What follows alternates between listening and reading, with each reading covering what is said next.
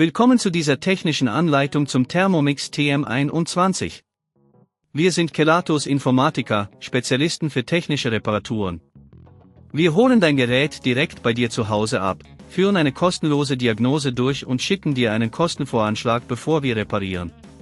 Keine Anrufe, keine Fahrten.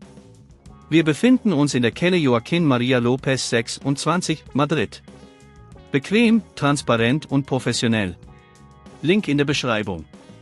Wenn dein Thermomix TM21 komische Geräusche macht, kann das auf ein Problem mit dem Embrague hindeuten. Oft passiert das, wenn der Embrague abgenutzt ist oder nicht richtig funktioniert. Ignorierst du diese Geräusche, könnte das zu schwerwiegenderen Schäden führen, die die Reparatur aufwendiger und kostspieliger machen.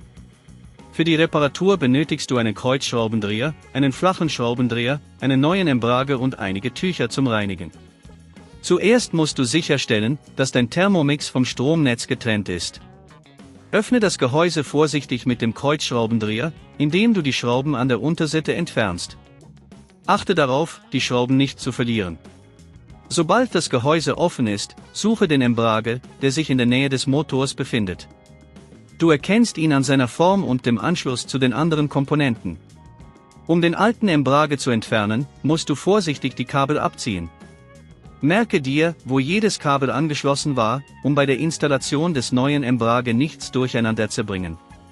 Danach kannst du den alten Embrague herausziehen.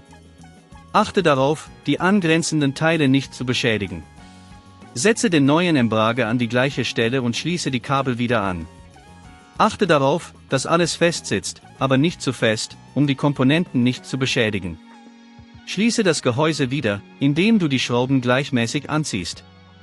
Wenn dir das an dieser Stelle zu kompliziert wird, denk daran, dass wir bei Kelatos dein Gerät zu Hause abholen und es dir repariert zurückschicken. Um zukünftige Probleme zu vermeiden, solltest du regelmäßig überprüfen, ob der Embrague in einwandfreiem Zustand ist. Reinige deinen Thermomix nach jedem Gebrauch gründlich, um Ablagerungen zu vermeiden. Achte auch darauf, ihn nicht übermäßig zu belasten, um Schäden zu verhindern. Wenn du kein Risiko eingehen willst, bei Kelatos holen wir dein Gerät ab, reparieren es und liefern es dir nach Hause, in der ganzen Schweiz. Link in der Beschreibung.